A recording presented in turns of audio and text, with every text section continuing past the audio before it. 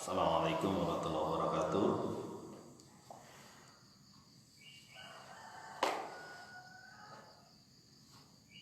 Kemarin kita sudah sampaikan kemarin kalau di sini berapa hari ya?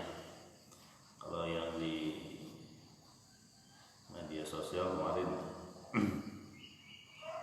bagaimana masih di kisahnya Sulaiman dan Ratu Saba.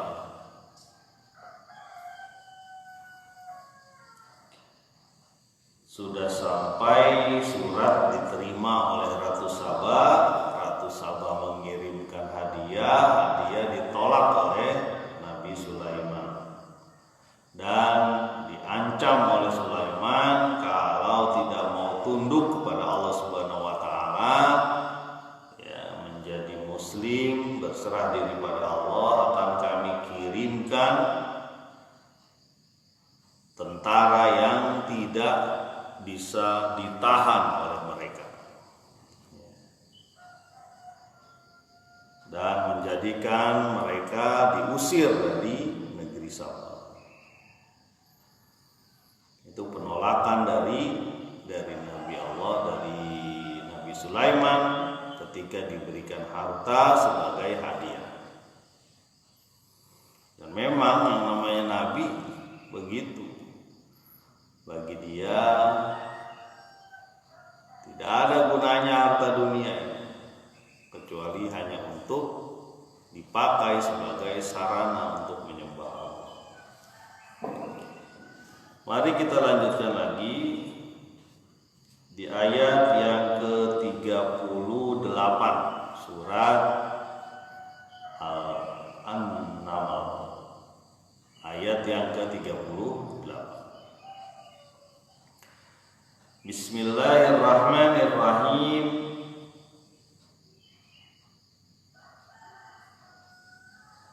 Qala ya ayyuhal mala'u ayyukum ya'tini bi'arsyiha qabla an ya'tuni muslimin.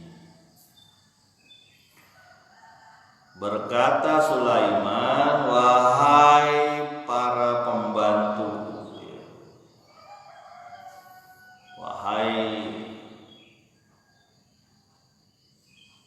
orang-orang yang sekelilingku, siapa di antara kamu yang bisa membawa singgasana dia, Ratu Bilqis, sebelum dia datang kepadaku berserah diri atau menjadi muslim. Nah, ini strategi dakwah dari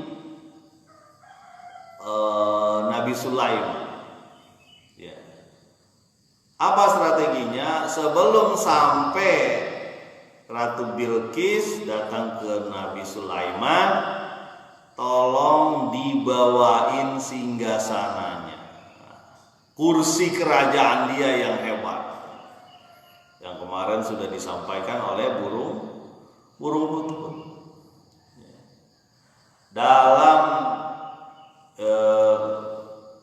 kisah ini tidak disebutkan bagaimana utusan Ratu Bilqis pulang dan mereka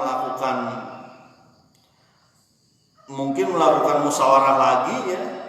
Itu dihilangkan dalam Al-Quran, tidak diceritakan. Itu salah satu seni dalam menyampaikan. Jadi ditutup langsung pada intinya, ya, bahwa Ratu Bilqis akan datang. Ratu Bilqis akan datang dan pasti berserah diri menjadi muslim. Tapi apa yang dilakukan oleh Nabi Sulaiman, dia membuat satu hal supaya lebih kuat lagi Ratu Bilqis ini masuk Islam. Salah satu yang paling mempesona adalah singgasana kerajaan, dan memang yang namanya kursi kerajaan, singgasana kerajaan itu dihias macam-macam di mana-mana ya. Kayak orang pernikahan lah gitu ya. Makanya dihias, dirapikan, walaupun pakai minyak wangi. Kasusnya si Ratu Bilqis ini, dia bahkan mungkin ada berlian, emas, bertakhta lah kira-kira begitu. Karena memang yang namanya jahiliyah itu sama dari dulu sampai sekarang. Dipikir emas, harta, ya semuanya itu bakal mengekalkan dia, bakal membuat dia bahagia. Makanya ditaruh di tempat-tempat strategis, tempat duduk dia. Kalau perlu minum dengan minuman yang dari emas atau perak. Gelasnya bukan airnya. Makanya kemarin saya sampaikan ada Hurmuzan itu ketika masuk Islam dikasih gelas biasa gitu ya, mungkin dari apa. Bagaimana saya bisa minum dengan gelas ini? Berarti setiap saat dia minum dengan gelas mewah. Padahal sama air juga isinya. Ya. Itu seolah-olah dengan ya kayak motor atau mobil lah. Mobilnya keren, motornya keren, seolah-olah dengan cara itu derajat dia naik. Bukan, yang bikin derajat naik adalah takwa. Jangan lupa. Yang bikin derajat dia dicintai oleh penduduk langit dan penduduk bumi adalah takwa, bukan harta. Kecuali harta yang disedekahkan. Harta yang dia pakai untuk berjuang, beribadah di jalan Allah Subhanahu wa taala. Itu oke. Tapi kalau harta untuk ya bermewah-mewah gitu ya, apalagi dia lupa lagi sama zakatnya, wah itu bisa jadi azab tuh harta. Jangan salah ya, harta bisa jadi azab ya. Bukan nikmat lagi, bisa jadi azab ya. Itu korun contohnya, hartanya luar biasa jadi azab ya. Dan banyak orang-orang yang benghar itu, yang sugi, orang-orang kaya. Kemarin saya sampaikan, apa yang bingung ngurusin hartanya, bingung. Di sono khawatir, di sini khawatir, nanti di sono diambil orang, nanti di sini khawatir, wah ya bawaan. Kembali lagi, jadi singgasana nih, karena tadi cerita masalah singgasana ya, namanya singgasana itu luar biasa. Singgasana Heraklius waktu di satu peperangan tuh, atau peperangan. Itu kalau perlu karpet yang menuju tendanya itu bagus ya. Kalau perlu permadaninya hebat, duduk di bantal-bantal yang luar biasa. Ya, apa namanya yang atas nih? Mahkotanya bertabur berlian. Ya. Luar biasa. Sama tuh di mana-mana. Di mana-mana orang-orang yang standarnya ataupun ukuran kebahagiaannya adalah duniawi, itu sama ciri-cirinya. Ya. Di antaranya itu kemewahan pada pakaian, pada tempat duduk, pada alat-alat rumah tangga, ya, sampai mungkin alat-alat hiburan dan sebagainya, itu sama standarnya, itu di mana-mana begitu. Ya. Makanya jangan aneh kalau ada orang yang gimana caranya supaya kita kredit TV layar datar gitu. Kenapa? Tetangganya begitu. Kita bikin dong, masa anak kita ngelihat ke situ terus, malah kita isin lah. Kredit dia. Masalahnya kreditnya bunga-bunga lagi. Alhamdulillah. Tetangga kita pakai motor gede, wah keren kayak di sinetron. Padahal dia nggak pakai buat apa-apa itu. Bukan tidak boleh, boleh saja, nggak ada yang melarang. Cuma pakai untuk kegunaan yang benar. Wah, buat keren-kerenan doang. Makanya tolong perhatikan ya teman-teman. Coba lihat itu apa yang kita tonton. Yang kita tonton itu akan terpola di kepala kita. Wah, orang baik, orang keren, orang baik dan orang jahat di film-film yang ada di televisi itu saya lihat. Sempat saya lihat juga kadang-kadang kalau ketemu rumah tetangga atau ke rumah siapa. bukan rumah waktu itu, kalau nggak salah di bank atau di rumah sakit ya, ada saya lupa. Main kejar-kejaran tuh tokoh yang baik dengan tokoh yang buruk, pakai motor-motor yang keren tuh, motor-motor yang jadi kesannya kalau orang baik atau orang buruk itu motornya harus keren gitu. Bukan tidak boleh, bukan, tapi tolong pergunakan. Kalau itu dipakai buat kegiatan perjalanan jauh, misalnya dia harus usaha yang jauh, memang harus motor tinggi, nggak bisa motor bebek kayak banyak hama begitu. Saya juga ngerti kenapa disebut motor bebek ya. Apa karena dia pendek gitu ya, nggak tahu juga ya. Kenapa kita ngomongin motor? Kita lanjutin ya. Oh, ini masalahnya masalah arsy ya, masalah singgasana gitu. Ya benar, arsy ya. Di arsy. Kembali lagi, jadi Nabi Sulaiman minta kepada pembantunya bawain singgasana dia. Supaya apa? Membuat lebih tunduk bahwa nggak ada apa-apa harta itu bagi Nabi Sulaiman. Bagi Allah Subhanahu wa taala harta itu sangat kecil. Jangan coba-coba nyogok dia, kira-kira begitu. Dan memang orang yang menyeru kepada Allah itu bukan menyeru untuk mengumpulkan harta, salah itu. Ya. Itulah yang terjadi pada kaum-kaum sebelumnya. Kaum-kaum sebelum Nabi Muhammad waktu itu, para petinggi-petinggi agamanya malah menumpuk harta di rumahnya. Dari mana? Dari jamaah. Nah ini naudzubillah. Mudah-mudahan kita nggak begitu ya. Kalau untuk sekedar untuk hidup dan sebagainya masih dibolehkan. Ya. Tapi kadang-kadang begitu. Ya. Oke, kita lanjutkan lagi. Qabla ayyatuni muslimin, sebelum Ratu Bilqis itu datang kepadaku dengan menyerah diri sebagai seorang muslim, menyerah diri pada Allah Rabbul Alamin.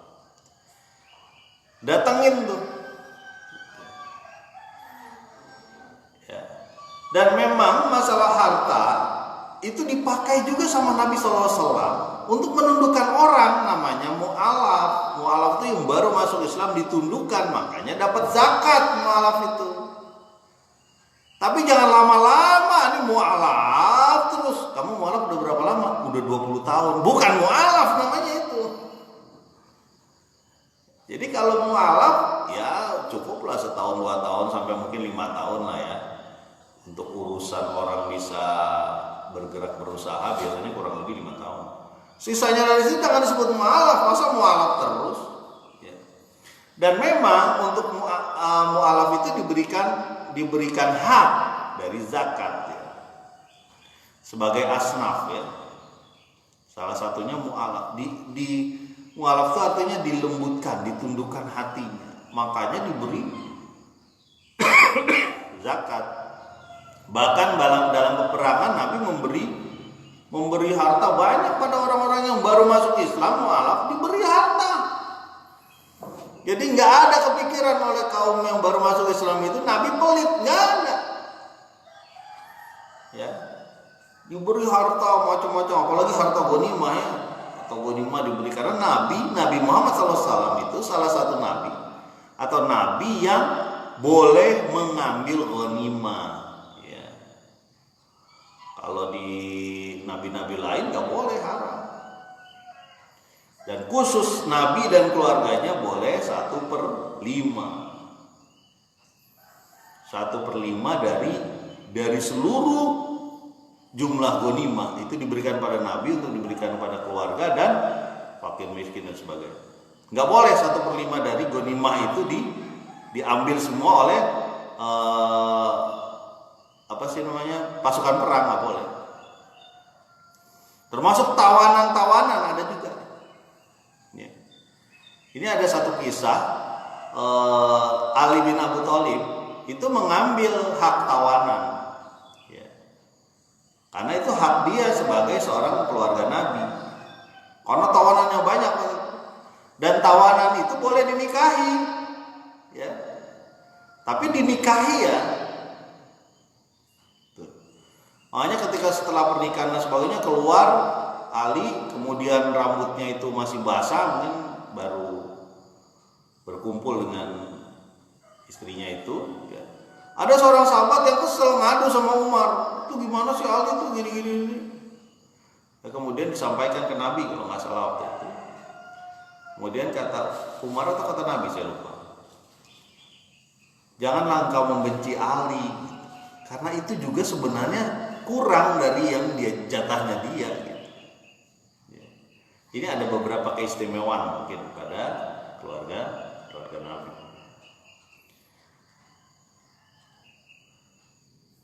Oke, kita lanjutkan lagi di ayat yang ke-39. Nah, ini ayat tentang jin nih. Jamaah kaum takwa Aster rahimakumullah dan siapapun teman-teman yang mendengarkan siaran ini, Anda ingin tahu tentang jin, coba kita cek ini ayat ini. Ya. Tentang jin nih, apa hubungannya nih? Hanya urusan-urusan pelet, santet dan sebagainya. Nah, itu coba.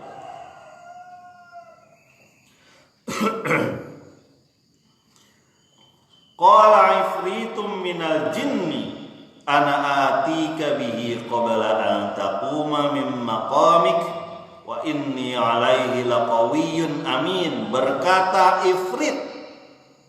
ifrit dari jin, ya.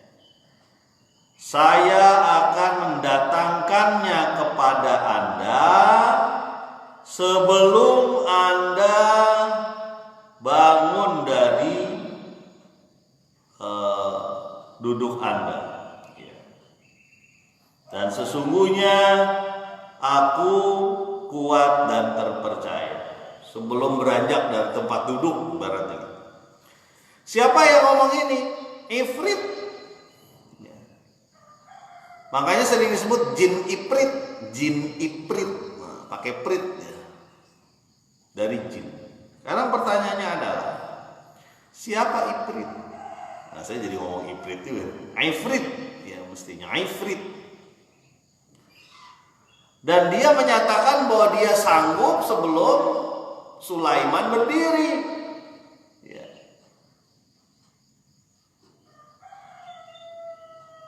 Sebelum Sulaiman bergerak lah kira-kira itu, ya, membutuhkan beberapa otot kan kalau berdiri atau duduk, dia membutuhkan berapa otot kan. Coba kalau kita berdiri kan gini, nah, beberapa otot nih udah. Ya, ada otot paha, kaki dan sebagainya. Termasuk otot tulang belakang, berdiri atau duduk kan memakai itu. Nah, si Ifrit ini menyatakan dia sanggup, ya, memang punya kekuatan, ya, karena memang Allah memberikan kekuatan kepada orang-orang tertentu atau makhluk-makhluk tertentu, dan sebenarnya nggak aneh juga. Ya, tidak aneh juga. Barusan semalam cerita sedikit bahwa Allah memberikan berbagai kemampuan pada semua makhluk yang berbeda-beda, dan itu menjadi jalan rezeki bagi dia. Pernah saya sampaikan bahwa bintang laut tidak punya mata, tapi dia bisa menyedot kerang, ya, tanpa mata, dan dia berjalan pelan-pelan. Itu bintang laut. Kalau di SpongeBob tuh Patrick kalau masalah itu. Jadi nyebut film, ya Pak Kartu. Itu contohnya. Bintang laut itu nggak punya mata, tapi diberi kemampuan untuk bisa, kayak cicak lah. Cicak nggak bisa terbang, nyamuk bisa terbang. Ya. Nyamuk mengat kan makanannya gitu, cicak ya. Nyamuk mengat, laron. Tapi Allah tetap kasih kemampuan dia untuk mendapatkan makanan dari makhluk yang bisa terbang. Yang hebat manusia, nggak bisa terbang, apa aja bisa diembat kan. Ya. Mau elang setinggi gunung itu, elangnya itu bisa aja diakalin, bisa dapat juga. Ya. Termasuk ikan yang di dalam di mana-mana itu bisa dikejar juga sama manusia. Kalau nggak bisa juga dituba tuh pakai apa? Pakai endrin atau apa ya. Manusia itu akalnya luar biasa. Ya. Apa namanya, burung bisa membuat sarang di pohon atau di lubang pohon ya. Manusia bisa buat sarang di gunung-gunung, di pahat gunungnya. Sarangnya udah rumah. Luar biasa. Ya. Jadi kemampuan ini ada pada siapa saja. Jadi jangan aneh kalau jin pun punya kemampuan. Pertanyaannya adalah, apakah jin ini ya seperti jin ifrit ini ya boleh memberikan kekuatannya kepada manusia? Nah, ini masalah. Karena banyak orang yang menyembah ataupun mempergunakan jin. Makanya saya tulis di medsos ini apa? Anda pakai jin ya gitu. Jangan lupa bahwa wa ma khalaqtul jinna wal insa illa liya'budun, bahwa jin itu punya kewajiban yang sama, menyembah Allah. Jadi nggak bisa jin itu menyembah manusia, tunduk patuh pada manusia itu tidak bisa. Cuma satu manusia yang bisa itu, siapa? Nabi Sulaiman. Dan itu didoakan. Nabi Sulaiman berdoa kepada Allah supaya diberikan kerajaan yang tidak pernah ada lagi kerajaan itu yang memilikinya kecuali dia, dan dikabulkan Allah. Ada ceritanya gitu. Suatu ketika Nabi Muhammad SAW dalam satu hadis menyebutkan bahwa ada seorang jin itu ya. Pokoknya ada jin yang kabur ya, entah kabur dari mana tidak disebutkan, lalu berusaha menggoda Nabi supaya lupa sholat dan sebagainya. Menggoda Nabi supaya lupa sholat dan sebagainya. Nabi mengetahui, ditangkap oleh Nabi jin itu ya. Jadi Nabi bisa menangkap jin itu. Nah, ketika mau diikat di masjid jin itu, Nabi ingat doanya Nabi Sulaiman, saudaranya. Nabi Sulaiman kan saudaranya ya, semua Nabi bersaudara ya. Kita bersaudara gak dengan Nabi? Bersaudara sesama muslim, sesama orang-orang yang menyembah Allah. Ketika mau diikat di masjid supaya orang-orang mukmin, orang-orang muslim, orang-orang tahu, itu dia ingat doanya Nabi Sulaiman, makanya dia lepaskan. Jadi tidak mau. Jadi Nabi Muhammad pun tidak mau menguasai jin supaya jin itu menyembah dia dan sebagainya. Makanya ya, kalau kita perhatikan ada orang-orang yang kesannya punya ini, bisa nangkep setan, bisa nangkep jin dan sebagainya. Jangan-jangan memang ada jinnya di situ, di tempat dia atau di dianya. Ya. Makanya hati-hati betul dengan orang-orang yang mengaku pintar ini. Jangan-jangan jinnya lebih besar di dia, dikirim lagi. Banyak tuh kejadian. Iya, di rumah Pak Ismet. Di dekat rumah ini. Dari Bekasi Pak Ismet. Kembali lagi ya. Tetap semangat Pak Ismet.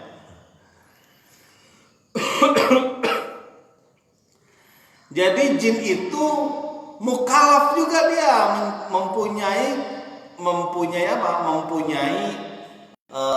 kewajiban untuk beribadah pada Allah. Makanya inna sami'na Qur'anan ajaba yahdi ila rusydi fa amanna bi. Kata Allah dalam surat Al-Jin itu sebutin bahwa jin itu datang mendengarkan Al-Qur'an dan menyatakan bahwa Al-Quran itu inna sami'na Qur'anan ajaba. Quran itu ajib gitu, hebat gitu. Yahdi ila rusydi, memberi petunjuk kepada pelita atau kepada kecerahan. Fa'aman nabi, maka kami beriman. Jadi jin itu juga ada yang beriman, ada yang kafir, ada yang setengah-setengah, ada yang nggak sholat juga, sama kayak manusia. Ya. Dan seluruh jin itu harus beribadah kepada Allah. Sementara sebagian besar, kemungkinan sebagian besar jin itu adalah kafir, ingkar. Siapa yang disebut jin ingkar itu? Ya setan, iblis, bapaknya iblis, anaknya setan, dan keturunan-keturunannya. Itu berusaha untuk menggoda manusia. Sementara adakah jin yang muslim? Ada jin yang muslim. Ya. Makanya kita disunahkan ketika masuk suatu rumah tetap assalamualaikum juga. Termasuk di sini ya, di musola dan sebagainya. Ada orang-orang yang mungkin mendengarkan, mungkin ikut sholat bareng mungkin. Ya. Jadi jin ini hanya bisa dipakai, dipergunakan ataupun dikerangkeng, dibelenggu dan sebagainya oleh Nabi Sulaiman. Kasusnya ini, jin iblis. Ya. Terus gimana Pak? Misalnya orang-orang yang mengaku dia punya kemampuan dan sebagainya, itu bisa jadi bohong itu. Bisa aja dia hanya dipengaruhi juga oleh jin-jin supaya apa? Supaya menjauhkan manusia dari Allah Subhanahu wa taala. Ya. Wah, nangkep goib gitu, dimasukin ke mana, ke botol lah ke apa, itu kan dongeng gitu ya.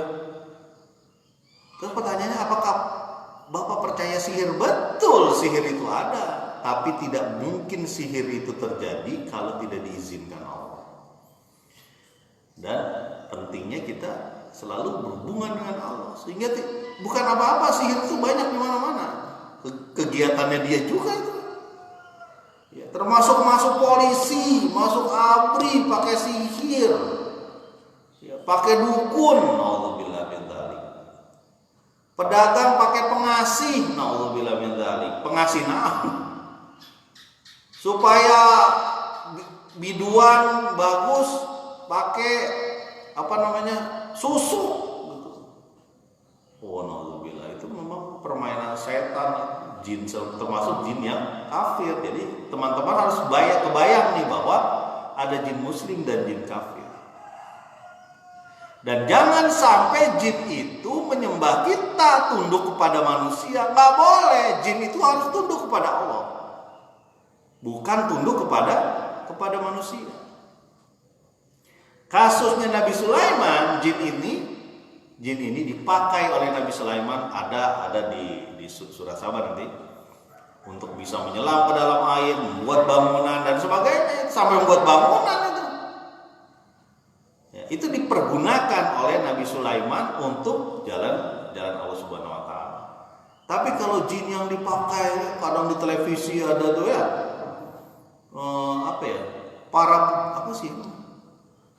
Ghostbuster apalah namanya itu, pemburu jin ataupun penakut goib dan sebagainya. Itu saya yakinkan itu bohong itu. Kenapa? Karena jin juga nggak ngerti masalah goib. Apa yang terjadi ketika Nabi Sulaiman meninggal waktu itu? Cuma gara-gara binatang atau rayapnya aja ya yang merusakkan tongkat, baru jatuh Nabi Sulaiman. Jin itu nggak ngerti bahwa Nabi Sulaiman udah meninggal. Jadi kesana kalau ini, saya tahu, saya bisa melihat ini dan sebagainya. Lagi pula pertanyaannya nomor satu adalah, ngapain kita bisa melihat dia? Apa fungsinya? Apa manfaat? Makanya saya sering bilang sama anak-anak, Pak Arfan, di situ ada setan tuh. Oh, kamu udah ngeliat ya? Iya Pak, ada yang bilang gitu. Kenapa nggak ditangkap? Ajak sholat. Kadang-kadang begitu. Saya sampaikan begitu. Kan masalahnya lebih banyak yang ada di pikiran. Walaupun memang ada yang punya kemampuan untuk meruqyah, namanya ruqyah ya. Karena ruqyah juga benar, ada yang benar ya, ada ruqyah yang nggak benar juga. Ruqyah yang benar itu seolah-olah ruqyah, tapi dia menghadirkan jin di situ supaya bisa menghancurkan jin yang dia ruqyahi. Mestinya ketika ruqyah itu mengajak kepada Allah Subhanahu wa taala, bukan menghadirkan jin lagi. Ini ada kawan saya di Facebook saja, ada Muhammad Armansa, atau mungkin nanti bisa diskusi dengan beliau. Karena macam-macam tuh saya juga kadang melihat di Facebooknya beliau tuh, sampai boneka aja bisa ada sihir di boneka. Gara-gara cinta ditolak dukun bertindak, dikasih boneka ke adanya, ada yang kena dan sebagainya. Alhamdulillah. Memang kalau orang udah innan nafsa amaratun Amrun bisu itu begitu, nafsu yang menyuruh kepada keburukan, ya. Bukan nafsul mutmainah, bukan. Oke, kembali lagi ke ayat sebelum kita selesaikan, bahwa Ifrit ini mengajukan diri bahwa saya bisa, dan dia jin. Nanti kita bisa lihat apakah ada orang lain yang bisa selain Ifrit. Dan aman-amannya bagi Allah Subhanahu wa taala, kemampuan itu diberikan pada siapapun aman-aman aja. Bisa-bisa aja Nabi Muhammad juga keluar air dari jari-jari tangannya. Ya. Untuk apa? Untuk wudu waktu itu. Atau hebatnya Nabi Muhammad SAW itu ketika mengambil makanan tuh nggak bisa habis. Ya. Sampai pada kenyang ratusan orang dan dia pun makan. Ya, kemampuan itu bisa pada siapa saja yang Allah kehendaki, termasuk kita masih ingat gurunya Nabi Musa yang punya kekuatan, ya, bahkan punya kemampuan melihat ke masa depan, ya, gurunya Nabi Musa, ya. Kenapa Anda bunuh tuh anak itu berdosa loh, gitu. Kenapa Anda bunuh? Makanya jangan nanya ketika dijelaskan bahwa anak ini akan menjadi kafir dan sebagainya. Ada kemampuan orang-orang tersebut itu laduni tanpa usaha tertentu diberikan oleh Allah Subhanahu wa taala, bisa. Ya, kemudian Ifrit ini juga menyatakan bahwa inni alaihi laqawiyyun amin, bahwa aku itu kuat dan bisa dipercaya, pasti dapat. Jaminan mutu lah bahwa saya bisa memindahkan singgasana. Tapi apa selanjutnya bagaimana? Apakah pindah singgasana oleh perbuatan Ifrit itu? Kita lanjutkan insyaallah ya. Mudah-mudahan bermanfaat. Subhanakallahumma wa bihamdika asyhadu an la ilaha illa anta astaghfiruka wa atubu ilaik. Assalamualaikum warahmatullahi wabarakatuh.